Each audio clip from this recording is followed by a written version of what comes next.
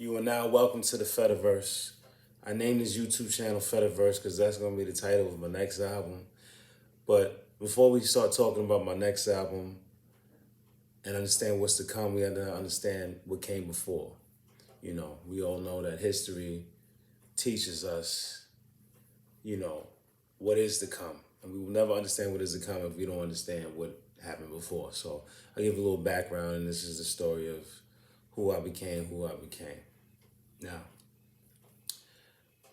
I grew up, you know, without a father figure and everything like that. And I was always heavily into music and I would see different things. And, I was definitely into like the Cash Money era, Lil Wayne before he was Lil Wayne, you know what I'm saying?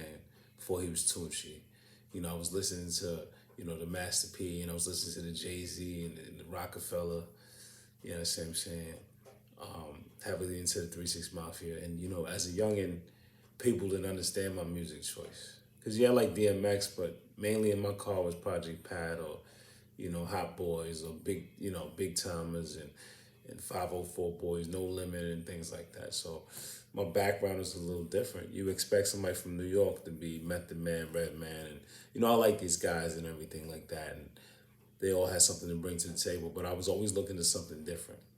You know what I'm saying? That's why I like 3 6 Mafia so much because they were so dark and so different. You know what I'm saying? And, when we grew up, we grew up in Rochdale, Jamaica, Southside Jamaica, Queens. And, everything's in like a 2, 3 mile radius. You know what I'm saying? The pizza shop, corner store, barber shop, school, Jamaica Avenue. It's like 5, 10 minutes. So everything's pretty much close. And we had the mindset of just that area. We didn't know about Long Island. We didn't know about, you know, other parts of Brooklyn. It was going to Far Rock was a big thing, Far Rockaway. So, we were stuck in this little bubble. And I was probably the only one that listened to music outside of New York. Because if you think about it, it's 5 circles, 20 buildings. And we see people that look like us. It's like G Unit, and we see like LL Cool J, and we want to adapt to that, right? And I went totally left, and I'm watching 3 6 Mafia, and they weren't focused on clothes. They were focusing on chains and ice in their teeth. And, as a young child, I went and got a rose gold grill, right?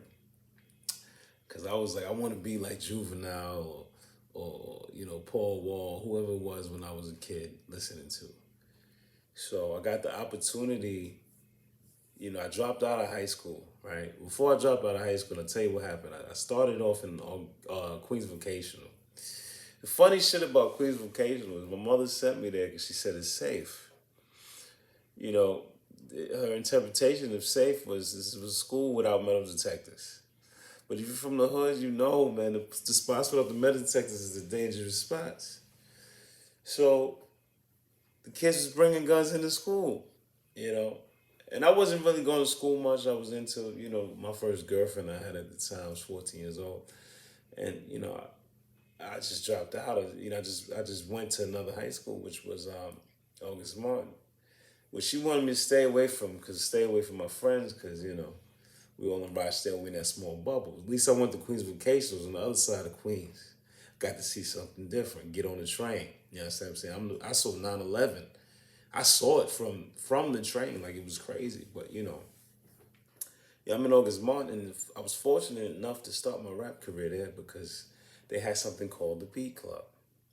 And we had these guys, and it was guys from Merrick, West Side Merrick, and there's guys from South Side.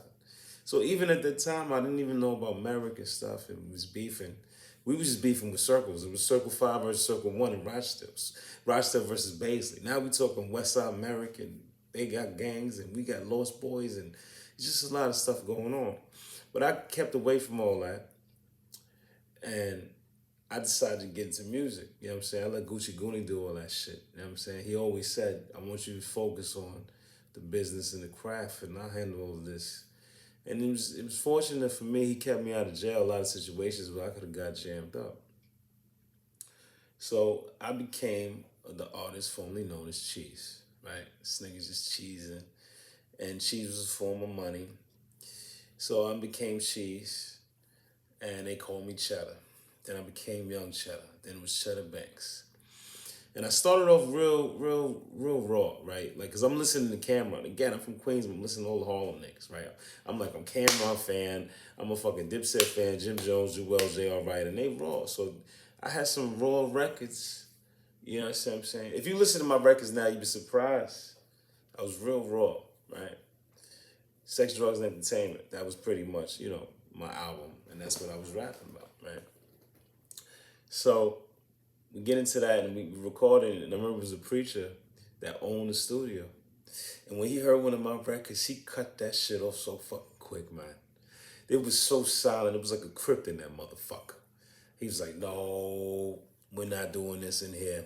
And then they shut the shit down. But music is a form of art, and I appreciate it. Like, one of my favorite artists is Busta Rhymes. I like Meek Mill. We could go different decades, DMX. But what I like about Busta Rhymes and Missy Elliott is they were animated and they had like different characters they would play and portray. And I like Diddy because he put a lot of artwork into the videos.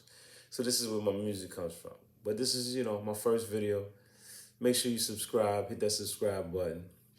This is the Feta verse. Wait till you meet my variants.